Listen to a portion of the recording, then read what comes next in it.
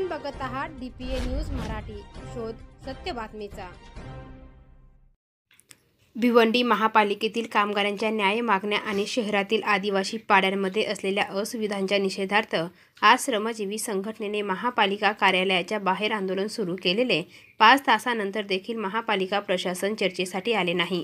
अखेर श्रमजीवी संघटनेच्या लढवय्या सैनिकांनी महापालिकेची सुरक्षाकडे भेटून बाहेर महापालिका कार्यालयात शिरकाव करत आज बेमुदत आंदोलन सुरू केले. आम्ही नागरिक मालक आहोत, वर बसलेले अधिकारी हे लोकसेवक आहेत असे सांगत मालकाला यांच्याच कार्यालयात येण्यावर कसली बंदी आणता असा सवाल श्रमजीवी संघटनेचे प्रवक्ते प्रमोद पवार यांनी विचारत आताच बेमुदत आंदोलन सुरू केले.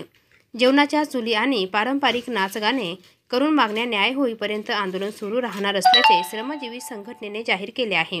या संघर्षात श्रमजीवी संघटनेचे उपाध्यक्ष दत्तात्रेय कोळेकर, जिल्हा अध्यक्ष अशोक सापटे, प्रवक्ते प्रमोद पवार, जिल्हा उपाध्यक्ष संगीता भोमडे, जिल्हा सचिव दशरथ भालके, श्रमजीवी युवकचे मुकेश भांगरे, शहर अध्यक्ष सागर देसक, भिवंडी ग्रामीण अध्यक्ष सुनील लोणे, कामगार संघटनेचे महेंद्र निरगुडा, सचिव मोतीराम नामकुडा इत्यादी सहभागी झाले होते. DPA न्यूजसाठी प्रतिनिधी भगवान डोखे, त्र्यंबकेश्वर.